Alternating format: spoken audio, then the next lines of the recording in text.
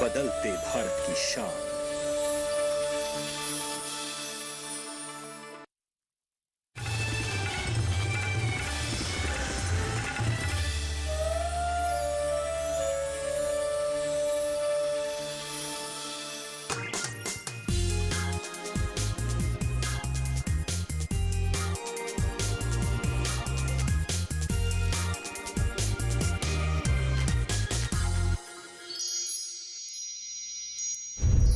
नमस्कार, मैं हूं चेतना त्यागी, हाजिर हूं आपका पसंदीदा शो मंडी.com लेकर। आज के मंडी.com में हम आपको बताएंगे खेती किसानी से जुड़ी बीते सप्ताह की कुछ बड़ी खबरें, जरूरी सामानों के भाव और होगी किसानों के काम की NCDX पाठशाला। सबसे पहले देख लेते हैं कि बीते सप्ताह जरूरी कमोडिटीज के क्या भाव रहे हैं।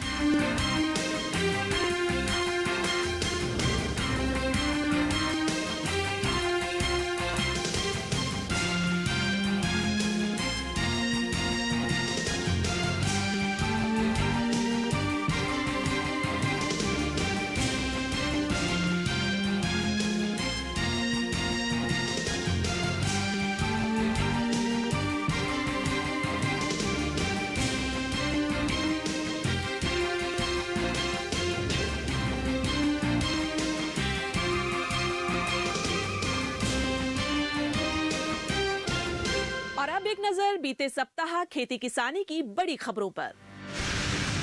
केंद्र सरकार ने बीते हफ्ते 2022-23 फसली सीजन के दौरान खरीफ फसलों के न्यूनतम समर्थन मूल्य यानी MSP में 4 से 9% तक की बढ़ोतरी की है। जुलाई से जून तक चलने वाले इस सीजन के दौरान धान, सोयाबीन, दलहन, मोटे अनाज और तिलहन जैसी फसलों की बुआई होती है। केंद्र सरकार ने खरीफ फसलों के लिए जारी MSP में लगातार 50% मुनाफे के मूल सिद्धांत को केंद्र में रखा है और खाद की वैश्विक कीमतों में आई बढ़ोतरी को सब्सिडी देकर पूरा किया है। सोयाबीन का MSP सबसे ज्यादा 8.9% बढ़ाकर 4,300 रुपए प्रति क्विंटल कर दिया गया है, जबकि सूरजमुखी बीज की कीमत में 6.4% और मूंगफली में 5.4% की बढ़ोतरी हुई है। खरीफ की सबसे महत्वपूर्ण फसल सामान्य वैरायटी के धान का न्यूनतम समर्थन मूल्य 5.2% बढ़कर 2,040 रुपए हो गया है। ए ग्रेड वैरायटी के धान का MSP 5.1% बढ़कर 2,060 रुपए और मध्यम श्रेणी के कपास का MSP 6.2% बढ़कर 6,080 रुपए हो गया है। कपास में लॉन्ग स्टेपल वैरायटी की कीमत 5.9% बढ़कर 6,380 रुपए कर दी गई है। दालों में तूर और उड़द दोनों के MSP में 4.8% की वृद्धि की गई है और ये अब 6,600 रुपए प्रति क्विंटल हो गए हैं, जबकि मूंग का MSP 6.6% बढ़ाकर 7,755 रुपए प्रति क्विंटल कर दिया गया है। मक्के का न्यूनतम समर्थन मूल्य 4.9% बढ़कर अब 1,962 रुपए प्रति क्विंटल होगा। बाजरे के MSP में सबसे कम 4.4% की वृद्धि हुई है, जबकि ज्वार हाइब्रिड का न्यूनतम समर्थन मूल्य सबसे ज्यादा 8.5% बढ़ा है।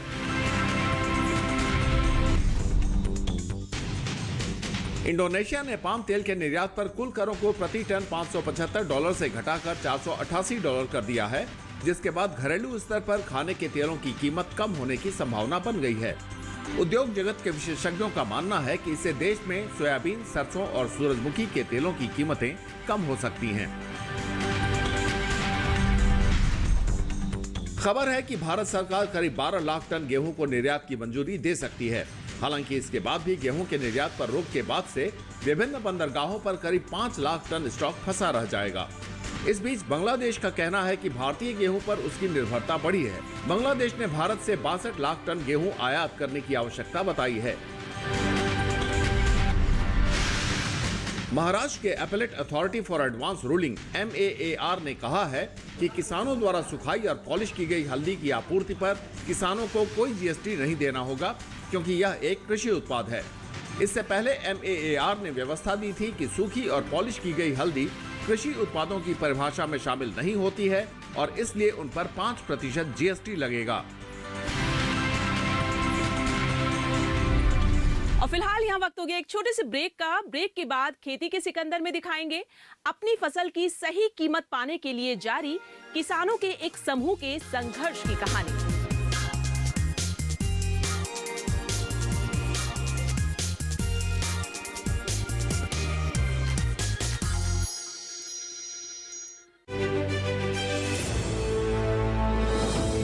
खुशहाल होंगे खेत। पशु भी रहेंगे स्वस्थ। सरकारी स्कीम का होगा लाभ। जब एक्सपर्ट्स का मिलेगा साथ। किसानों के सवाल, विशेषज्ञों के जवाब। अब सिर्फ एक फोन कॉल पर। देखिए अपना खास प्रोग्राम। हमारे टोल फ्री नंबर हैं 1800-113060, 1800-113061। हेलो किसान, सोमवार से शुक्रवार शाम 6 बजे सिर्फ दूरदर्शन किसान पर। जानेंगे क्या है किसानों का हाल। हम पहुंचेंगे आपके गांव। मिलेगा सरकारी योजनाओं का ज्ञान। जब लगेगी चौपाल। देखिए चौपाल चर्चा सोमवार से शुक्रवार सुबह 9 बजे सिर्फ दूरदर्शन किसान पर।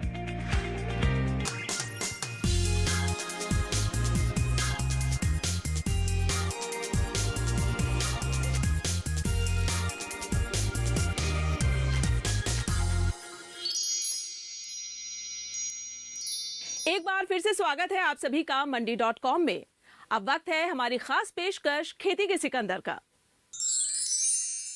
खेती के सिकंदर में आज आपको ले चलते हैं राजस्थान के ऐतिहासिक शहर भरतपुर के डीग, जिसे वैसे तो जल महलों का शहर कहा जाता है, लेकिन जब बात किसानों के लिए पानी के इंतजाम की हो तो मौसम कुछ बदल सा जाता है।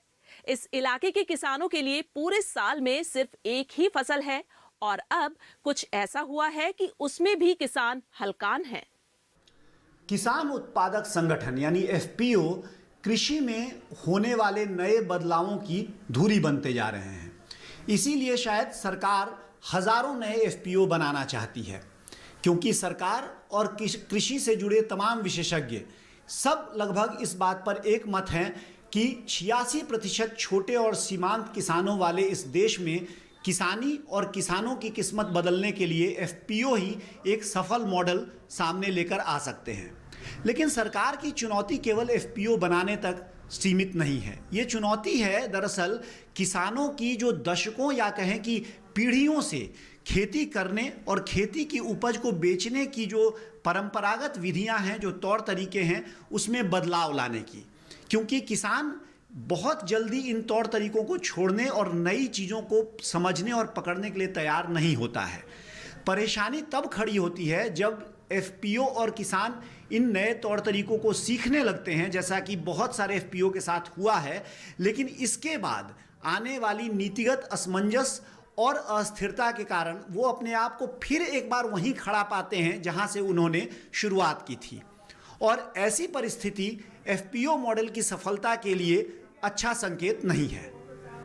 आमतौर पर किसानों के पास बुआई के समय कई फसलों के विकल्प रहते हैं और किसानों को कई बार असमंजस झेलना पड़ता है कि किस फसल की बुआई की जाए कि भाव अच्छा मिले। लेकिन डीग के किसानों के सामने यह असमंजस नहीं होता। रबी में गेहूं और सरसों के अलावा यहाँ कोई खेती होती नहीं और खरीफ में सिर्फ हरा चारा और बाजरे का विकल्प होता है। इसमें भी सिर्फ सरसों ही है जो उन्हें अच्छा भाव दिलाता है, तो इसलिए यहाँ की करीब 95% खेती सिर्फ सरसों की होती है। कहने को तो यहाँ आसपास में कई तेल मिले हैं, लेकिन किसानों के लिए सरसों बेचने के लिए मंडी के अलावा कोई व्यावहारिक विकल्प नहीं होता। मिल में ले जाने पर हमको किसान को एक तो ट्रांसपोर्ट अधिक लगता है, क्योंकि मंडी हमारे नज़दीक है, मिल दूर है थोड़ा सा, और तुलाई का सिस्टम तो लगभग एक जैसा ही है दोनों जगह। दूसरा, वहाँ पर जो लेने वाले होते हैं उन पर विश्वास कैसे किया जाए, उनके विश्वास की वजह से भी लोग थोड़ा हटते हैं सीधे दाने। और यहाँ पर जो मंडियों में है वो पहले से ही लोगों का खुला हुआ बाजार है एक तरह से, और उससे संतुष्ट रहते हैं। अकेले किसान के पास तो मंडी के अलावा कोई विकल्प नहीं है, लेकिन यहाँ काम कर रहे Deeg mustard and wheat FPC के लिए मिलों को सीधे किसानों से खरीदी गई सरसों बेचने का विकल्प फायदेमंद हो सकता है। इसके बावजूद एफपीओ भी अपना माल मंडी में ही बेचने को मजबूर है, क्योंकि किसानों के मुताबिक मिल मालिक सीधे उनका माल नहीं खरीदना चाहते, क्योंकि सरसों का भाव उसमें मौजूद तेल प्रतिशत के आधार पर तय होता है और यह प्रतिशत लैब में जांच के बाद ही पता चलता है। यदि लैब जांच को प्रभावित किया जा सके तो सरसों के भाव कम हो जाते हैं और मिल को काफी फायदा होता है। नील वाले मंडी से न्यू खरीदते हैं, गाँव से न्यू नहीं खरीदते हैं, कि उनके लिए बेनिफिट मंडी से खरीदने बेनिफिट मिलता है उनके लिए। उनका तालमेल है और वे लैब के माध्यम से खरीदते हैं, लैब निकलवाते हैं, लैब के आधार पर उनको पेमेंट मिलता है और उनको मंडी वाले उनको और नील वालों का उनका आपस में तालमेल होता है। इसलिए जो हमारे जो ग्रामीण व्यापारी हैं जो उनको डायरेक्ट जो देना चाहते हैं, वे अगर लेना चाहते हैं तो उनको पड़ता नहीं खाता, वे नहीं खरीदते। इसलिए जब पिछले साल डीग एफपीओ के किसानों को यह पता चला कि उनके पास सरसों बेचने का एक विकल्प वायदा बाजार के रूप में भी मौजूद है, तो पिछले साल उन्होंने सरसों के पुट ऑप्शन के माध्यम से अपना मूल्य जोखिम बचाया और एमएसपी से काफी ऊपर के भाव पर अपना माल बेचने में सफल रहे। उसी अनुभव के आधार पर इस बार भी एफपीओ ने किसानों से सरसों खरीदकर उसे वायदा बाजार में बेचने की योजना बनाई थी, लेकिन तभी पिछले साल अक्टूबर में सरसों के वायदा पर रोक लग गई, जिसके कारण डीग एफपीओ के किसानों के पास मंडी में माल बेचने के अलावा कोई दूसरा चारा नहीं बचा। इस बार ये अनुभव रहा कि मार्केटिंग एफपीओ के लिए ऑप्शन दिया था कि हम एनसीडेक्स में एफपीओ के लिए जो किसानों का माल ले आएगा उसको हमें एनसीडेक्स के लिए दे देंगे, मगर आपके एनसीडेक्स पर रोक लगा दी गई और हमारे किसानों का जो सरसों था वो रखा रह गया, जो हमको देकर वो हमें एनसीडेक्स के लिए देना था, क्योंकि वो बंद कर दिया गया था। तो इसके लिए इनको लिए भारी नुकसान हुआ एनसीडेक्स के बंद होने से। जो उन्होंने सरसों भारी नुकसान मतलब किस तरह से? भारी नुकसान ये हुआ कि भाव जो मिलना था इन्होंने हमारे भरोसे एनसीडेक्स पर देंगे, ठीक भाव मिलेगा, मगर उस टाइम एनसीडेक्स बंद होने से मंडी के भाव तक डाउन हो गए, तो ये बढ़े हुए भाव पे भी नहीं बेच पाए। डीग के किसानों की नजर वायदा भाव पर लगी थी, जो हाजिर भाव के लगातार आगे बढ़ने के कारण आगे के महीनों में बढ़ रही थी। किसान अपना माल बेचने के लिए सही समय और भाव का इंतजार कर रहे थे, लेकिन जब भाव 8000 के पास पहुंचा और किसानों ने तय किया कि उन्हें अपना माल बेच देना चाहिए, तभी कुछ ऐसा हुआ कि एक अच्छा भाव हासिल करने के उनके सारे सपने धरे के धरे रह गए। गत वर्ष ऐसा हुआ साहब, हमने सरसों रोक के रखी थी, बाजा के भाव बढ़ते रहे, ये बोलते रहे बाजे के भाव पे खरीदेंगे, बढ़ते रहे, लास्ट में बाजा बंद कर दिया, खरीद बंद हो गई, इधर मंडी का भी भाव गिर गया, मिल का भी भाव गिर गया, हमको इस वजह से भारी नुकसान झेलना पड़ा। आखिरकार किसानों को अपना सरसों मजबूरी में 5,500 रुपए के इर्द गिर्द बेचना पड़ा, जिसके कारण उन्होंने भारी नुकसान उठाया। ऐसे में अब उन्हें उम्मीद है कि जल्द से जल्द सरकार एक बार फिर सरसों का वायदा कॉन्ट्रैक्ट शुरू करेगी, जिससे उनके पास अपनी फसल बेचने का एक और प्रभावी विकल्प उपलब्ध होगा। डीग एफपीओ ने अपने सदस्य किसानों में जागरूकता फैलाने और कृषि के नए तौर तरीकों से परिचित कराने के लिए भी अनेक प्रयास शुरू किए हैं।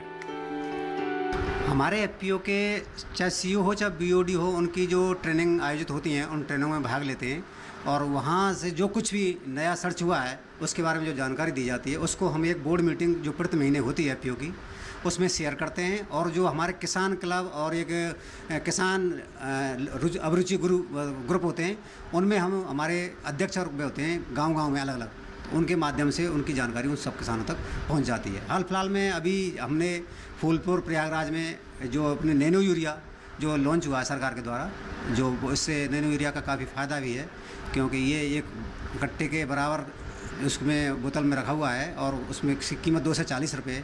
दूसरी चीज़, उसको देने से खेत में ज़मीन भी ख़राब नहीं होती है, पानी की बचत होती है, इधर में किसान की जो बार में आधी नाइट्रोजन वेस्टेज चली जाती है हवा में, उसकी भी बचत होती है।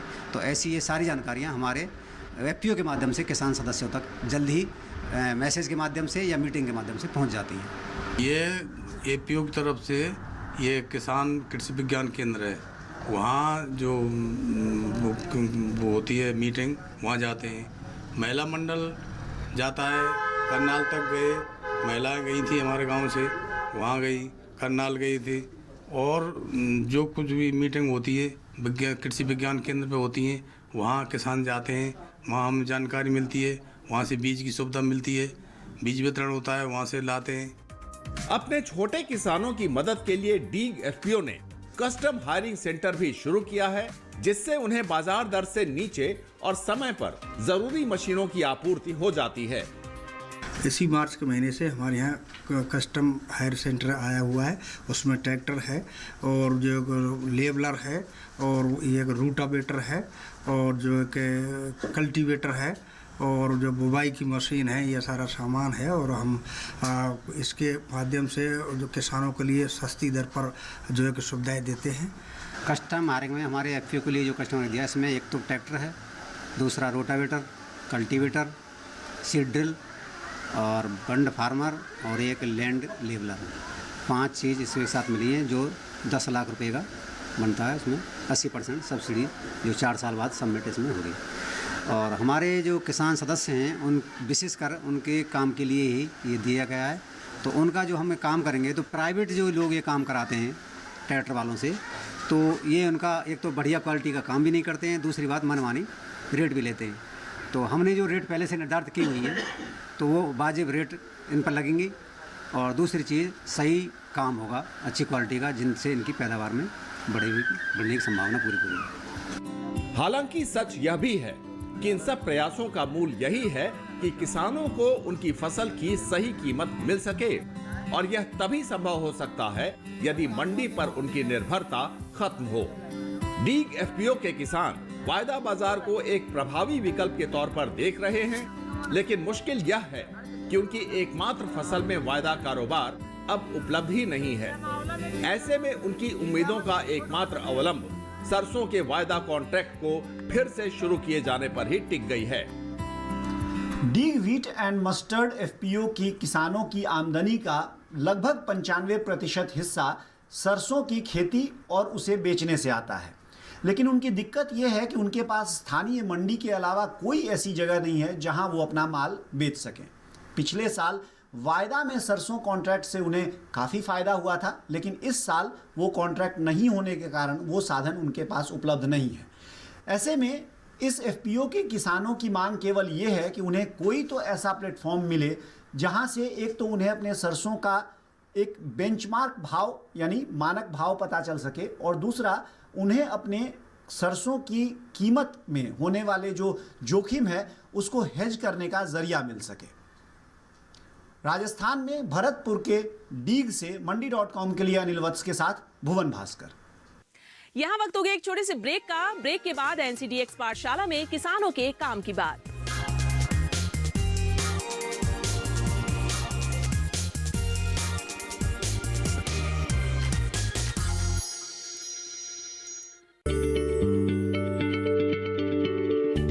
क्या आप किसी बीमारी से परेशान हैं?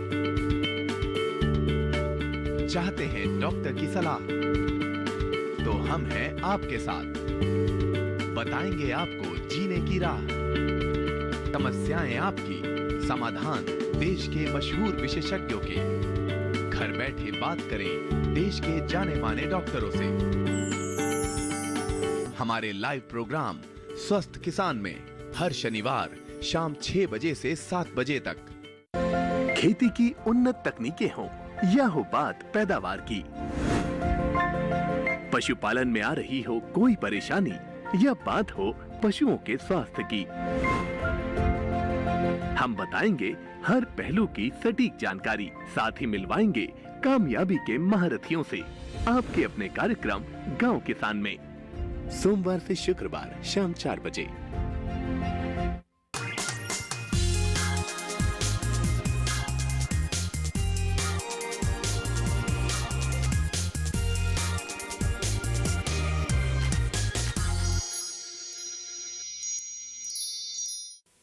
ब्रेक के बाद आप सभी का फिर से स्वागत है मंडी.com में।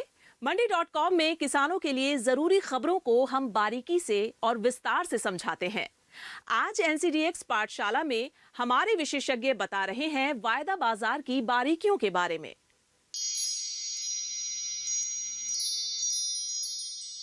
नमस्कार, स्वागत है आपका एनसीडीएक्स की पाठशाला में। और आज हम एक ऐसे मुद्दे की बात करेंगे जो कि बहुत चर्चित है, बट शायद जिसकी जानकारी आज भी लोगों के पास सीमित है। और हम बात करेंगे वायदा बाजार की। जब भी हम वायदा बाजार की बात करते हैं तो बहुत तरह की भ्रांतियां हैं या बहुत तरह के कन्फ्यूज़न है या बहुत तरह की ऐसी चीज़ें जो हमारे दिमाग में आती है और हम इसको समझने की कोशिश करते हैं। तो एक इजी लैंग्वेज में मैं आज बताना चाहूँगा कि वायदा बाजार क्या होता है और किस तरीके से जो भी कमोडिटीज़ में ट्रेड करने वाले लोग हैं या फार्मर्स हैं जो उस कमोडिटी को उगाते हैं इसका इस्तेमाल कर सकते हैं, ट्रेड करके और बिना ट्रेड किए भी। वायदा बाजार एक तरह का वायदा का एक सौदा होता है जिसमें एक नेशनल लेवल की एक्सचेंज पे एक कॉन्ट्रैक्ट किसी भी कमोडिटीज़ का पहले से जो कि डिफाइन होता है कि इस कॉन्ट्रैक्ट कहाँ के लिए ट्रेड हो रहा है, कमोडिटीज़ कौन सी क्वालिटी की ट्रेड हो रही है, एक्सचेंज पे एक इलेक्ट्रॉनिक फॉर्म में लॉन्च किया जाता है। और ये एक नेशनल लेवल का कॉन्ट्रैक्ट होता है जहाँ पे पूरी कंट्री के बायर और सेलर डिमांड सप्लाई अपने अपने हिसाब से अपनी अपनी समझ के हिसाब से, मार्केट की समझ के हिसाब से, उनकी एक्सपेक्टेशन के हिसाब से एक आने वाली समय में उस कमोडिटी का क्या प्राइस रहेगा इसको डिसाइड करते हैं। नॉर्मली ये वायदा व्यापार कैरी के बेस पे काम करता है कि अगर आज हाजिर में किसी कमोडिटी का भाव 5,000 है तो 2 महीने के बाद उसका भाव क्या होना चाहिए इसके हिसाब से डिसाइड करता है। और चूँकि ये प्राइस एक नेशनल लेवल पे ओपन प्लेटफॉर्म पे बहुत सारे लोगों के द्वारा डिसाइड किया जाता है, तो जो भी वायदा में प्राइस है उनको बहुत ही बेंचमार्क प्राइस माना जाता है, फेयर एंड ट्रांसपेरेंट माना जाता है और उसके बहुत मल्टीपल यूजेस भी होते हैं। और जितने भी वैल्यू चेन से जुड़े हुए लोग हैं उस प्राइस का रेफरेंस लेते हैं, उस प्राइस को ट्रेड करते हैं, हेजिंग करते हैं, अपना प्राइस रिस्क मैनेज करते हैं। तो ये हुआ एक सीमित शब्दों में कि वायदा बाजार क्या होता है। अभी हम बात करते हैं कि वायदा बाजार को किसान कैसे यूज़ कर सकते हैं। सो देखिए, यूजुअली वायदा का जो कॉन्ट्रैक्ट है बहुत सारी कमोडिटीज़ में, अगर हम एग्रीजीन्स में बात करेंगे 4 से 5 महीने हम लॉन्च कर देते हैं और उस 4 से 5 महीने पहले एक प्राइस का सिग्नल आना शुरू हो जाता है। तो अगर जैसे हम आज की बात करें, कोई फसल किसान सोने की बुआई की डिसीजन लेता है तो सबसे बड़ा क्वेश्चन यही होता है कि भाव क्या होगा उस टाइम पे।